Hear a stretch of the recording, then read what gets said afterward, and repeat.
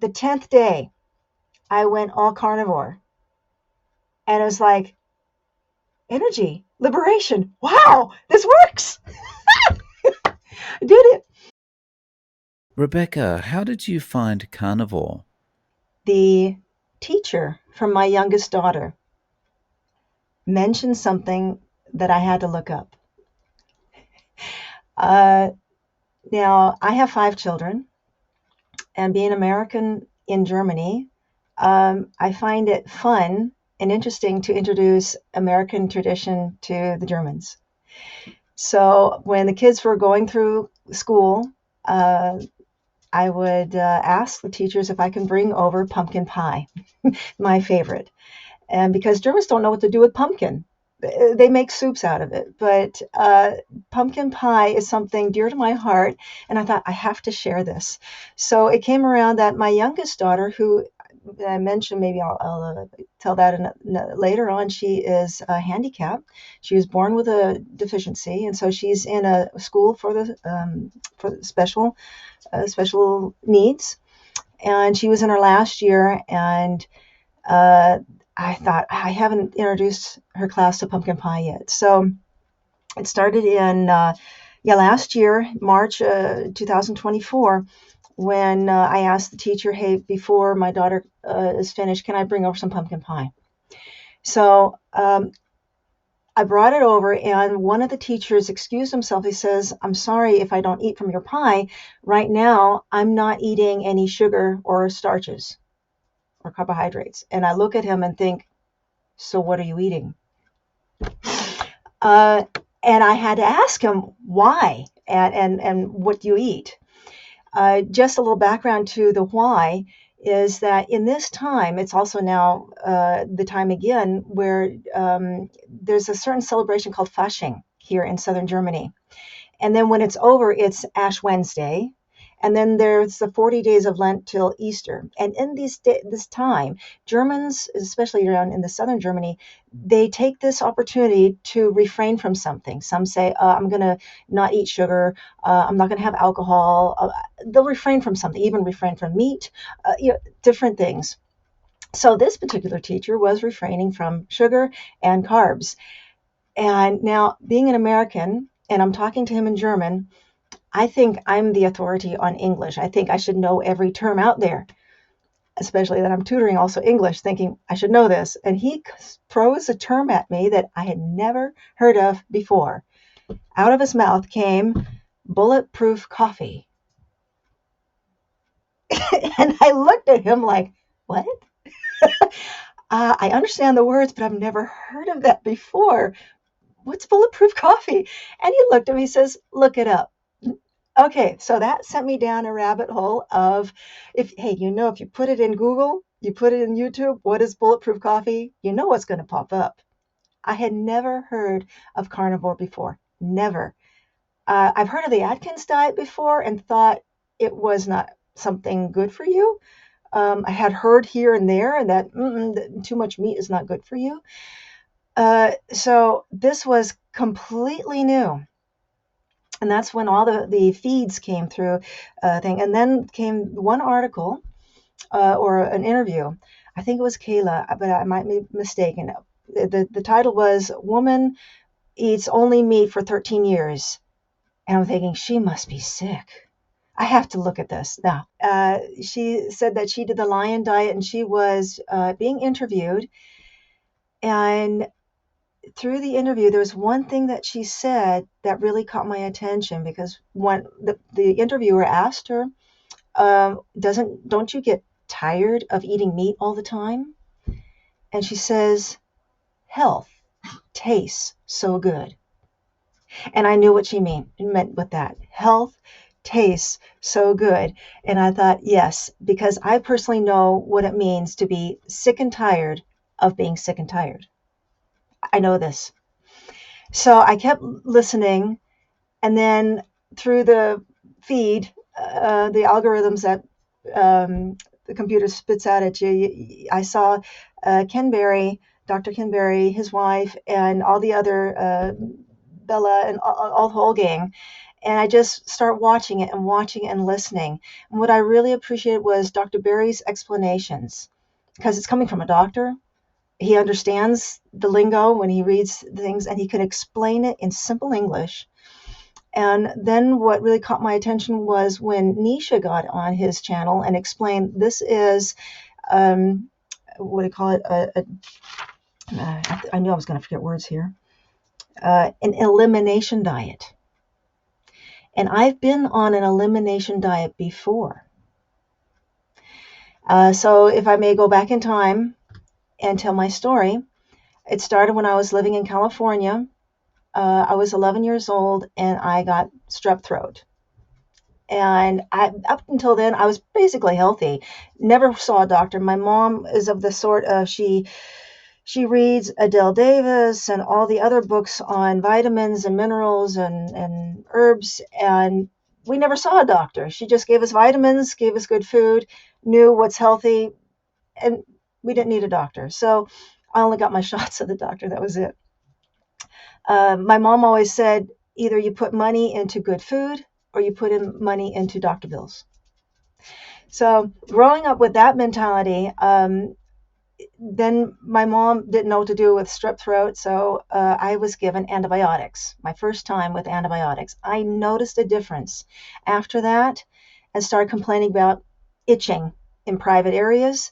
My mom thought I had pinworms or something and gave me garlic, all the home remedies, but it just didn't stop. The itching didn't stop.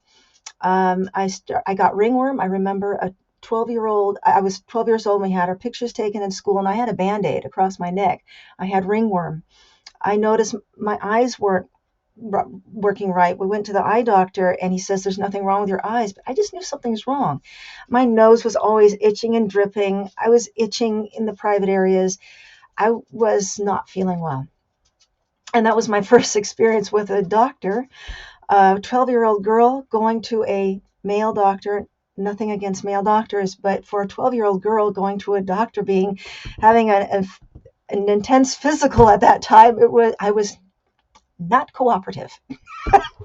I was now, and all he could say after this terrible, for me, it was a terrible examination, that I need to lose weight.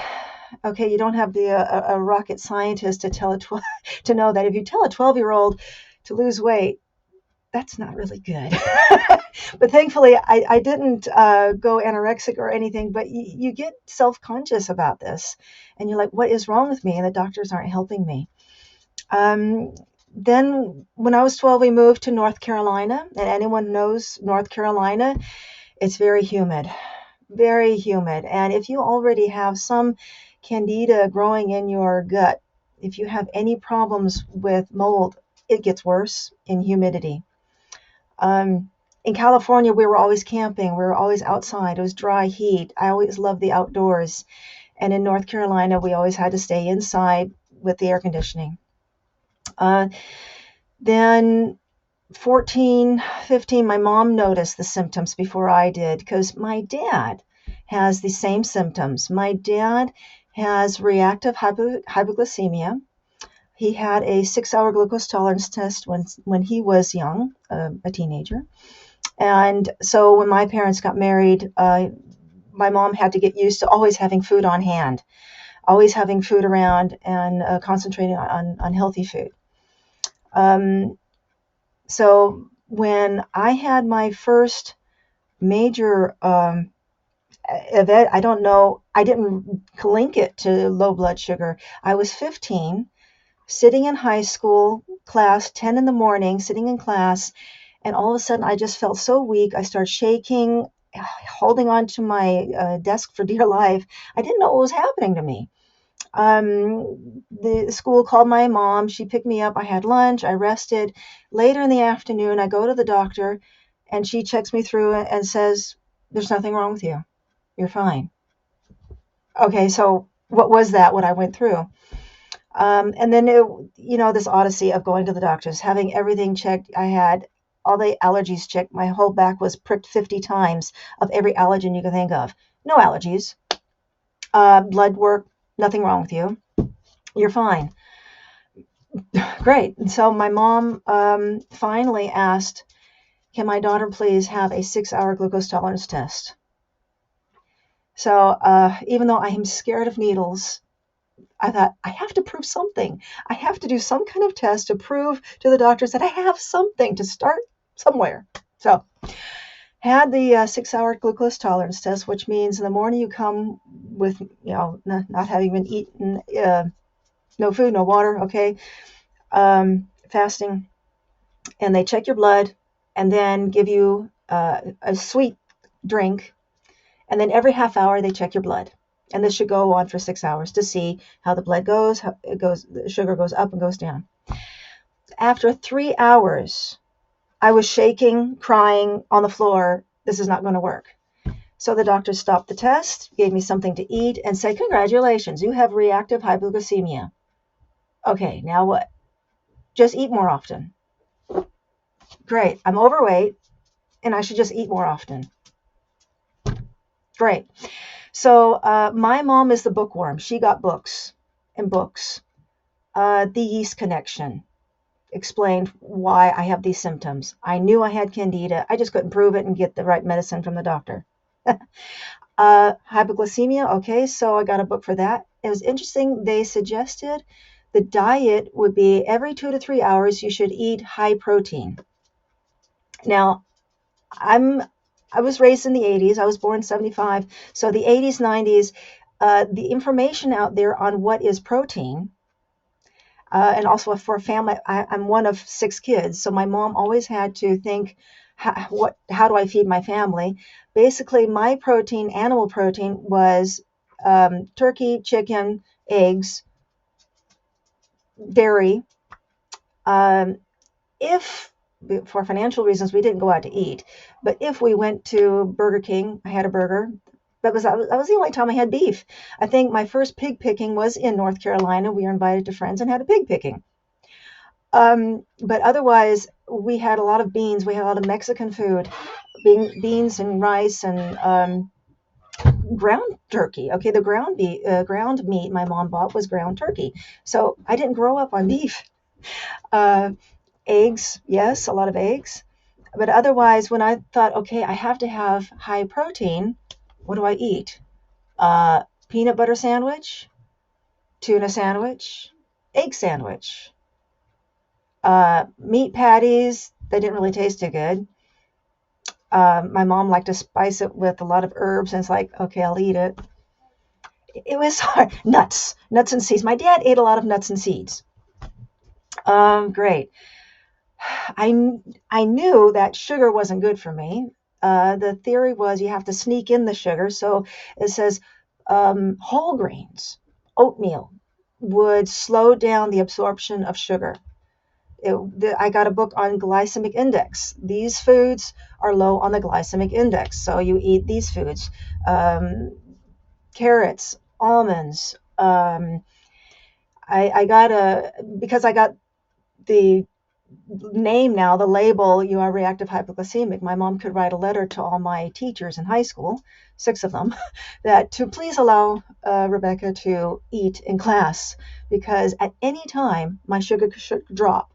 I'm not even hungry, and all of a sudden I feel dizzy, not connecting the dots. I start to slur my words. I'm not there. Others have to notice that and say, hey, you have to eat something. My teenage years were just trying to deal with this. That was when I was 15. When I was 16, through some friends, I met a doctor, Dr. Rojas in North Carolina. She introduced me to this elimination diet.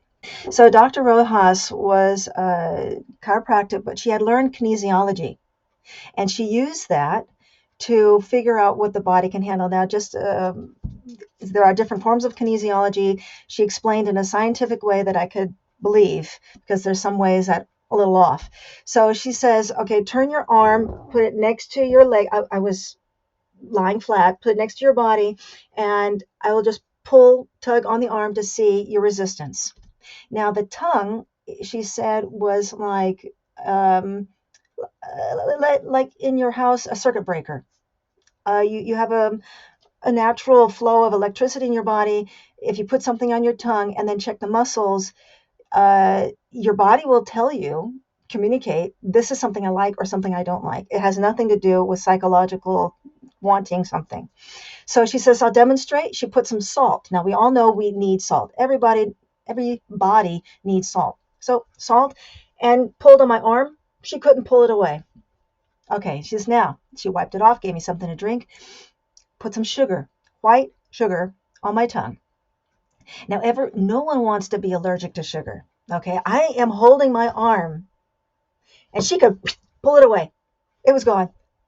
Okay, so that was something tangible where you say, yes, I see my body does not like sugar.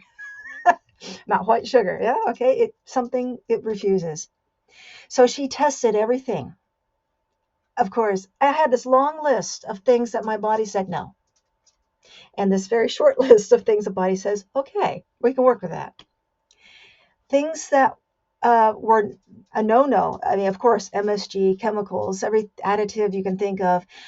Also yeast, eggs I couldn't handle. Dairy I couldn't handle. All the nightshades, potatoes, tomatoes, paprika family, corn.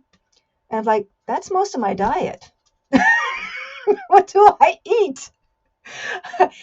So I was down to figure out what to eat. Now, interesting enough, I could handle all the grains. I had no problem with oats and wheat and barley. All the grains were okay. Some nuts, I could not have peanuts, which is actually not a nut. I could have almonds. And so with this little amount, I was trying to create my diet and say, okay.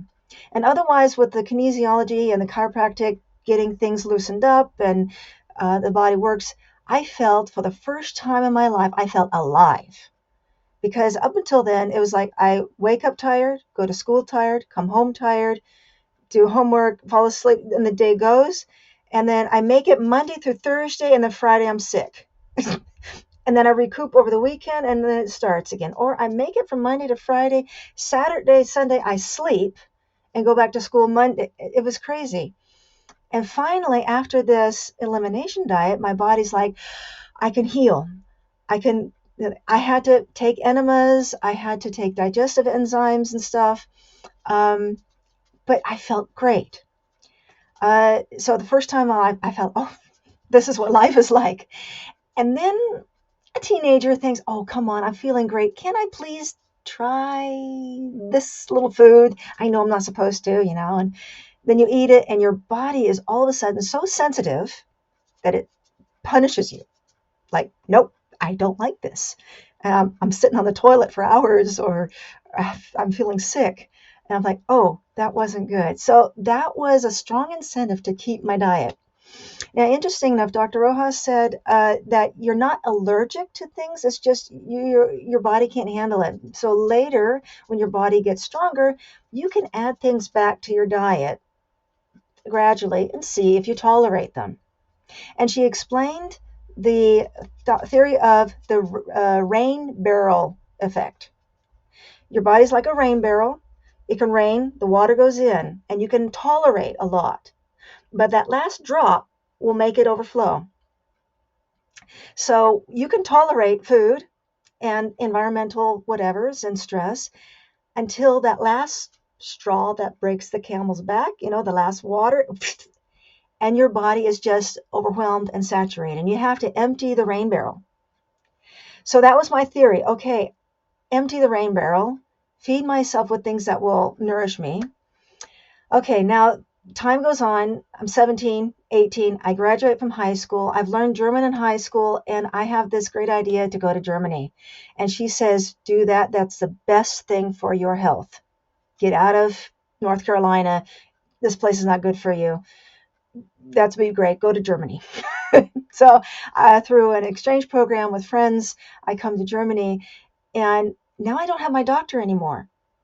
What do I do without my doctor? I have insurance to see a doctor if I have a need, but who's going to tell me what foods I'm allergic to? Who's going to tell me what I can eat? I'm experiencing new foods, new environment. What do? So then the odyssey goes on of trying to find the ideal diet to empty the rain barrel, to reset the body, because I was still dealing with low blood sugar if I wait too long to eat, still dealing with drippy nose, itchy places, skin problems on my feet, between my fingers, itching. Okay. Um, you see my gray. I have to color my hair. I've been gray since I was 15. So there's still health issues I've always been working on, saying, okay, there has to be a solution. From my upbringing and from what everyone says, I thought the ideal um, diet, it must be plant-based. It just seems to be logical. Everything in our body is in the earth, minerals. We are a part of the earth. We're made from dust. So it must be logical.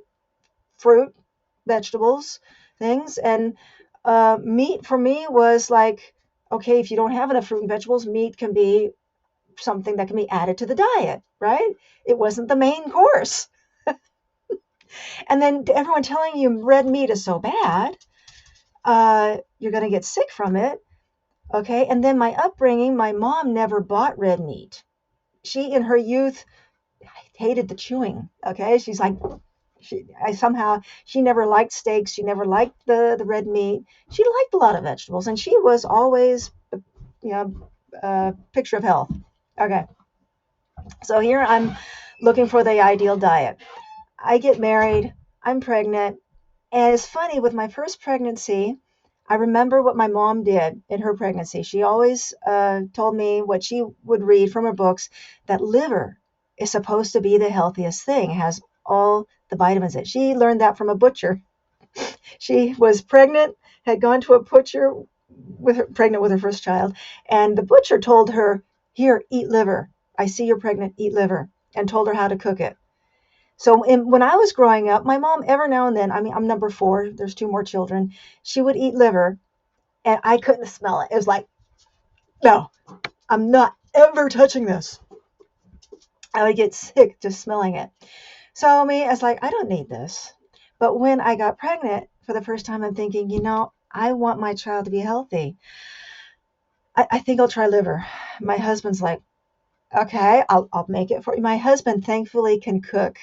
He can cook meat. He grew up in a family of meat cookers, and knows how to cook meat. So he did his best. He says, I'll make the best liver you've ever had. Okay.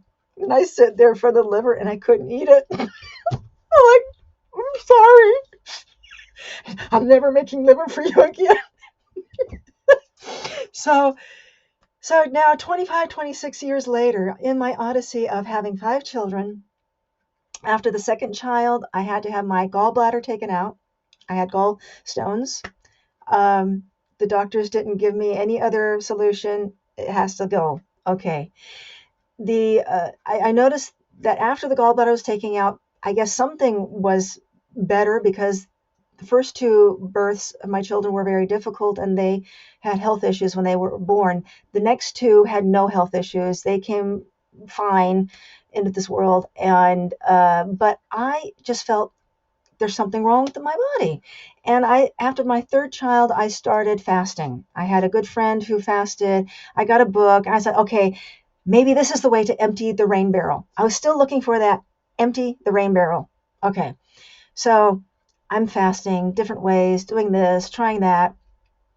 And then I try, after fasting, introducing, because that's basically an elimination diet. You fast, you don't eat anything. And then you add food and see what's going to happen. How does your body feel? Do you have a headache? Do you have diarrhea? Do you have gas? And the more I tried that, the more I realized, oh, I'm sensitive to eggs, which was on the original list of no-nos. I get a headache from fish. And I would start, okay, something cooked first to get the digestive enzymes going, and then fruit, then vegetables, then grains. And then if that works, after a couple months, okay, building this up, after a couple months, I'm basically vegan, before the word vegan came out, I would try meat. And then after, it's like the a stack of cards here, a house of cards. Okay, you got this house of cards. You put meat on top, and it just crashed. And I'm having diarrhea and gas again, and then this is not working. And I always thought it was meat that was a problem because that's the last thing I added to the equation. Everything else worked, and then meat came, boom.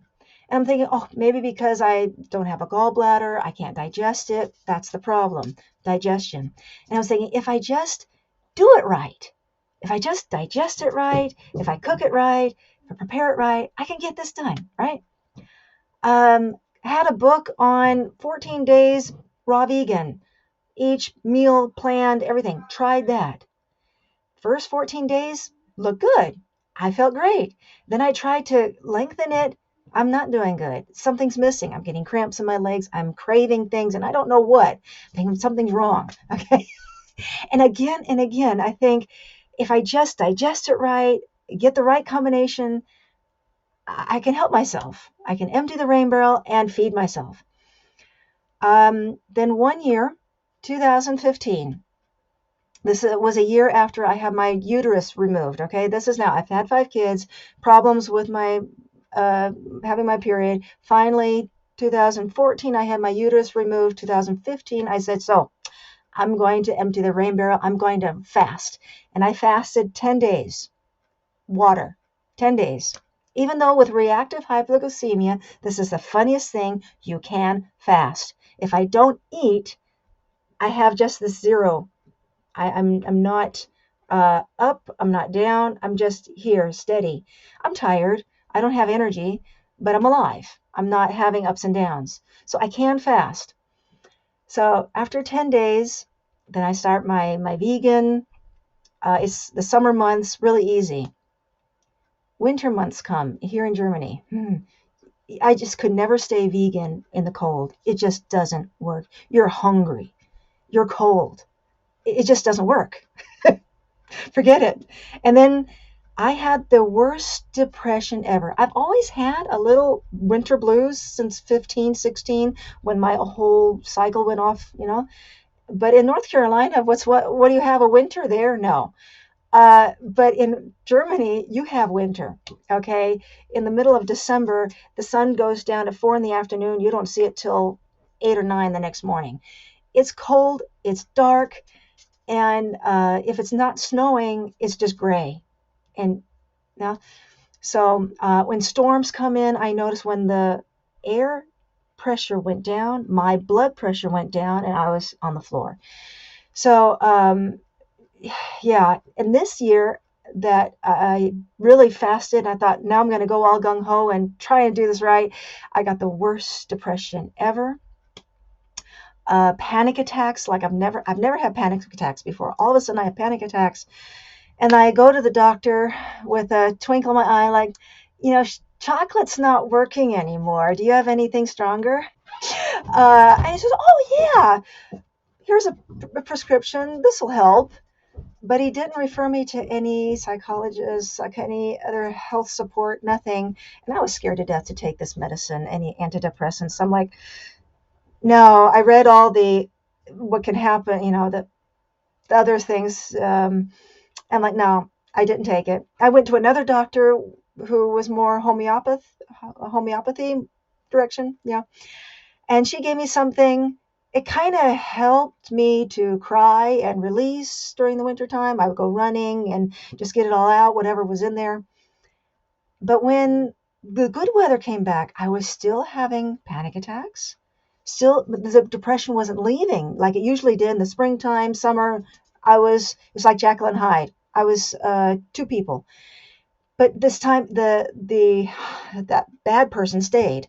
This depression, gloom just stayed. And so I went back to her and said, I still have this problem, help. And she took my blood, looked at everything, says, you're fine. There's nothing wrong with you. Okay, I've noticed that, right. There's nothing wrong with me. Why am I crying every time the weather changes? So then, 17, 18, yeah, but right in I always had this cycle of gas, diarrhea, gas, diarrhea, and then I'd try with my diet. I never knew what triggered it. When the pandemic started and I wasn't working in kindergarten anymore, German kindergartens is preschool. It's like grade age 3 to 6. So you got a lot of kids and you got a lot of viruses and bacteria going around. So I always thought I had a bug from the kids. And I thought that was a problem for all my problems, right? So when we were all locked down, I was still having diarrhea. I'm like, something's not right. So I thought, now I have time to research. I'm not working. I'm at home. I'm not going out to eat or being invited. Now's the time to figure this out. So I got online, a digestion, what to do. My mom mentioned something that her father had health issues and had to take acid tablets for his digestion.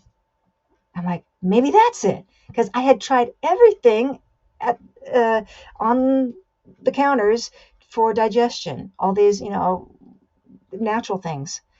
But it never occurred to me that could be my level of HCl in my digestive juices there. So the online it says if to test it, take some vitamin C, and it's like, oh yeah, that's ascorbic acid. That's an acid. Duh. And take that with lemon juice about 10 minutes before you eat. Okay, I tried that, and it helped. Oh, cool. All right. I need acid. So I go back to the pharmacist. I said, do you have anything with HCl in it? No. Great. Went to the doctor. Can you prescribe anything with HCl in it? No. So now I was scared to just order anything. I was looking around online and I discovered TC Hale. And he explained how everything works with the gallbladder and everything. I loved his way of explaining the whole digestive system. And mentioned also in the comments betaine HCl. I said, okay, I'm going to try this. Because I had also had problems with hemorrhoids, and I went to a doctor to have that taken care of. And I asked him, I said, I have this problem, and right now I'm vegan. What do you think about vegan? And he looked at me. He didn't want to say too much about the vegan diet, but he says, you should eat a balanced diet, kind of like don't do vegan. And I'm like, well, if I could eat meat, if I could digest it, I'd eat it. Please, is there anything you can give me? He said, well, you can try this prescription. I don't want something that I have to constantly go back to the doctor to get a prescription for. So trying this betaine HCl, and then also in that same time, I remembered back to the science class, what happened when you had a slab of meat on a plate and you put Coke on it? Remember, it would just disintegrate. I'm thinking, oh, that's what I need. And for the very first time I bought Coke, I was not raised up on soda. My mom did not have that in the house. And so my kids were like, Mom's buying Coke? So I got Diet Coke because I didn't want the sugar. And then I finally found a 0 Coke that did not have the caffeine either. But hey, and I thought, I have to try it out. So I got the most unhealthy food. I said, I'm going to eat pizza, which I could never eat. And it worked. And I was trying to figure out, why could I go to McDonald's, eat an unhealthy burger with Coke and not have a problem, go home, make a healthy burger, no Coke, and I'm having diarrhea and gas and falling apart. So it was really the digestion, the acid.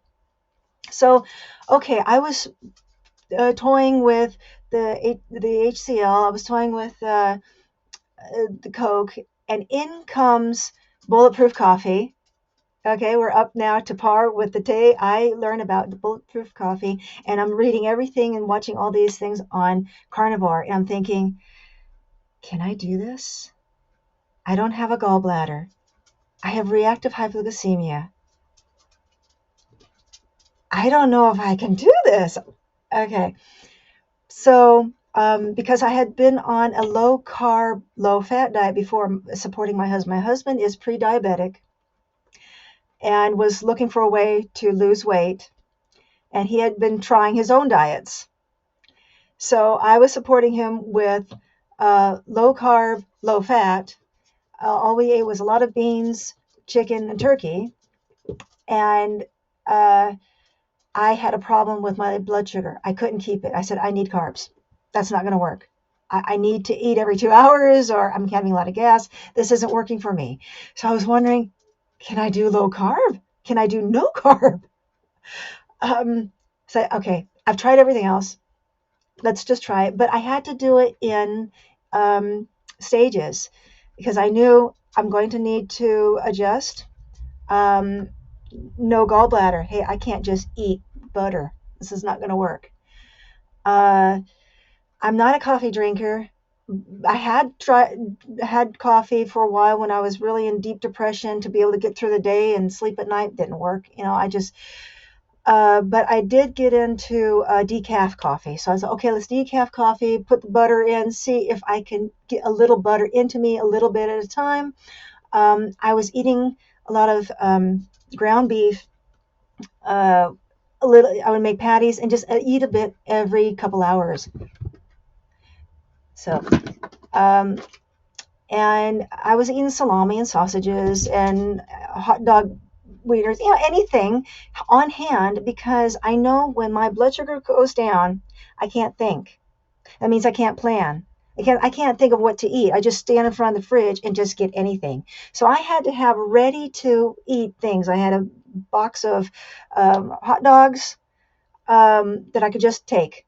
Uh, hey, Germany is the land of sausages. Yes, I love the German sausages, bratwurst and everything that they have. I had them all ready made. I can sausages and little that look like stogies, little salamis. I could just have with me in my bag, and we're out somewhere. I can just chew on them, and it was amazing. I could digest this, and I had Coke with me at first and or I'd have my HCl tablets and water, and I was trying this out. And if I got into trouble with my blood sugar, there was some times when I got so excited about energy and getting something done, I wasn't watching the clock, and I was fading, and I would have to have some orange juice or some fruit. So about 10 days, I reduced the carbs, reduced the fruit, and the 10th day, I went all carnivore. And it was like, energy, liberation. Wow, this works. I did it. So Now you got in 10, like in 10 days you got on there, and I mean it was just a 10-day transition and yes, everything's okay. Wow. yeah. From the blood sugar, the 10 days were from I could handle I had to watch the clock a bit after 2 3 days. Sorry, 2 3 hours. 2 3 hours. I have to make sure I eat a little bit of salami because the sausages have the highest fat content. When what needed a more time to adjust was my gut. Oh, I took a diary of what I was going through, and I just read it recently to remind myself what was going on.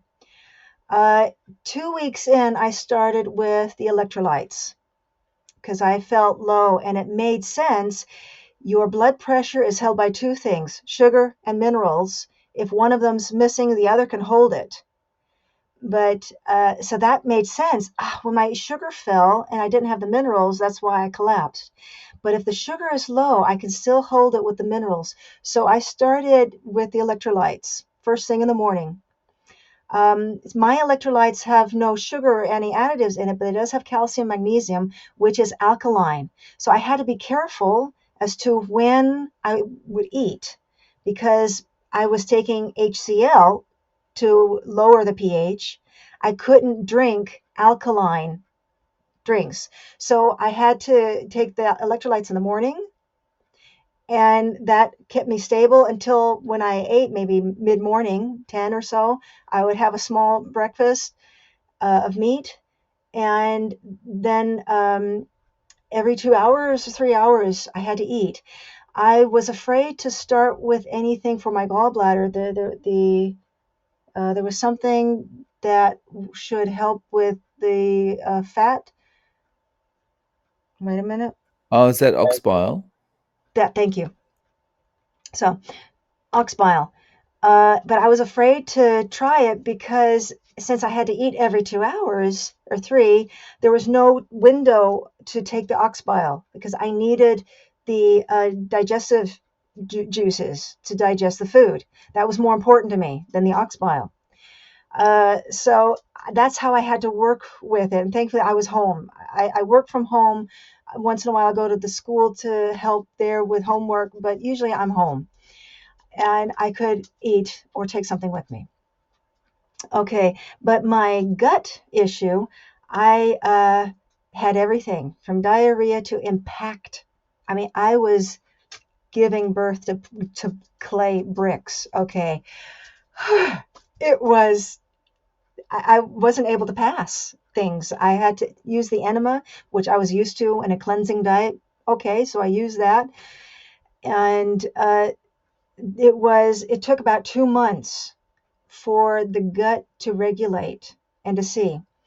Now, in this time, I was also saying, can I have dairy? Can I have eggs? And then I did what you call the lion diet, or just meat, just meat for 1 week. Because when I started, I had some dairy in there, lactose-free dairy, yogurt. I was even making my own kefir. So I thought, I'm going to get off dairy and just do meat for 1 week and see what happens. Interesting, after 7 days, I was craving egg yolk. And that was crazy because for many years since I had my gallbladder taken out, I couldn't handle eggs at all. Why am I craving yolk? And so the Sunday morning breakfast, my husband made eggs for the family.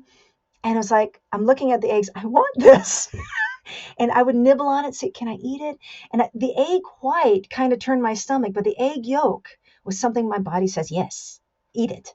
So I watched on YouTube how to make hollandaise. So I butter and yolks and made hollandaise and put that over my meat. And it was like, more of this. I was just eating it. So that was quite interesting to see how the body will tell you what it wants. And this is the other joke. After 8 months, I started in the spring of March, and towards September, October, guess what I was craving now? You'll never believe it. Liver, of all things. I'm like, what? I would be in the store looking at the liver, and my body's like, that's what you want. I'm like, no, that's what you want. No. It took me some weeks to believe this. And then I told my husband, I'd like to try liver again. He's like, no way. I'm not making liver for you.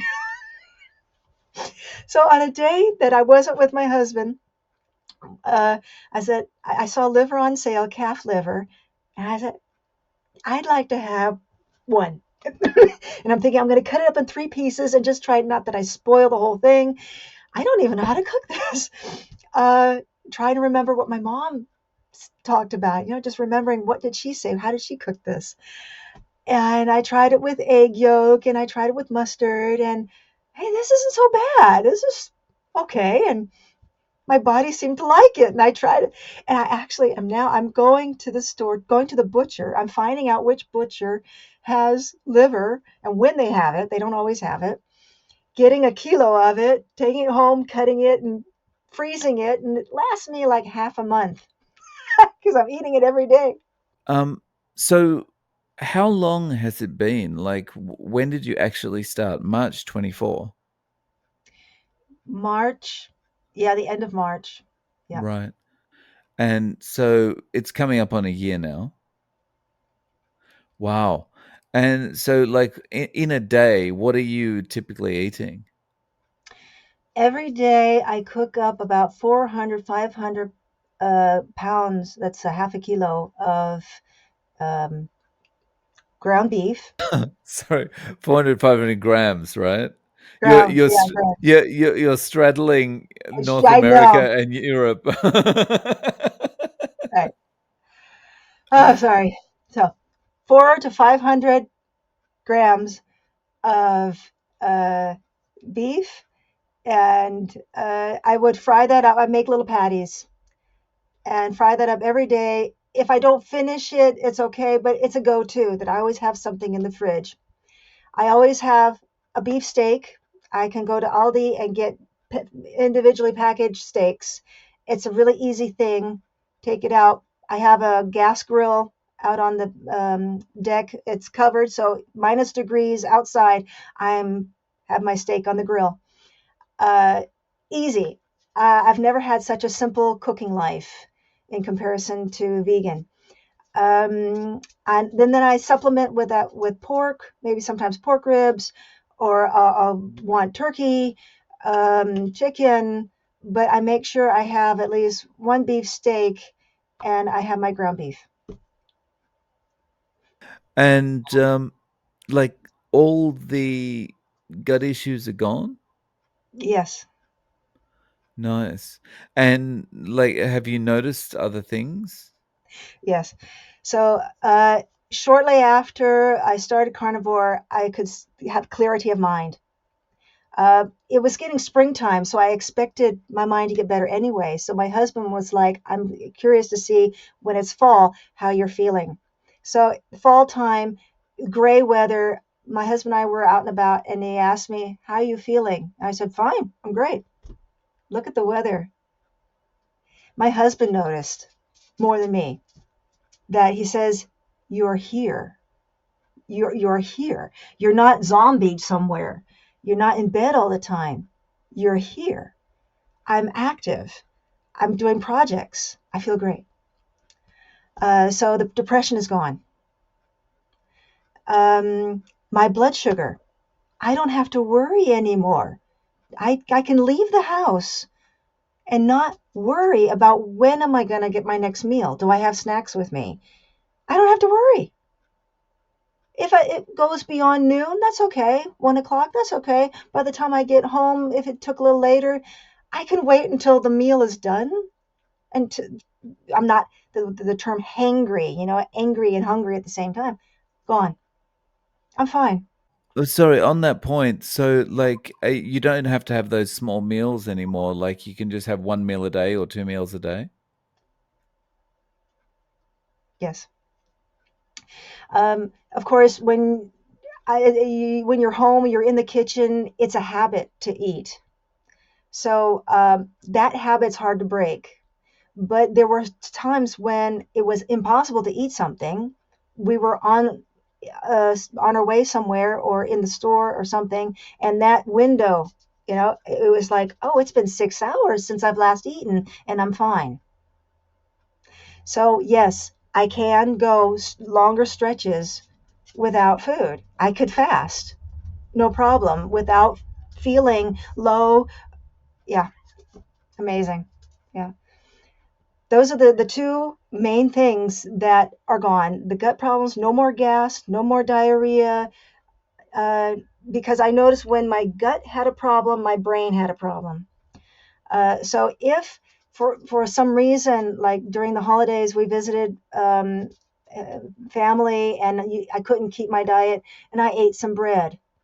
3 days, I didn't have anything else other than adding bread back to the diet. When we finally got home, I was exhausted. I was not there in my brain. It was like a cloud had covered. And after 3 days of going back to the diet, then the cloud lifted and I was okay again. Amazing. Yeah. Yeah. Wow. So how are your kids and your husband with this? Are they following along with this as well, or are they doing their own thing? Well, my kids are happy that there is more meat on the table, but they just don't have that need. They're not desperate enough to change, but they like the meat.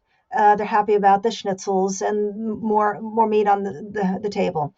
My husband tried a day or two a week. Ah, with his job, he has to leave Monday and come back Thursday. He says on the road, I don't know where to get a proper meal. So he knows that it's good for him, but he says I can only do it when I have vacation. Um, it's hard. But one positive thing, my daughter, who has Turner syndrome, she's missing an X chromosome.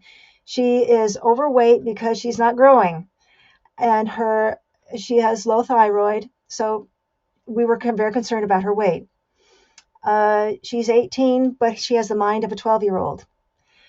And so my husband was from the old school. Hey, if you want to lose weight, you have to eat more vegetables and you have to have more exercise. And it was just always an act of crying at the table. My husband would make rice and vegetables, and my daughter just sit there and cry because she says, I can't swallow the rice.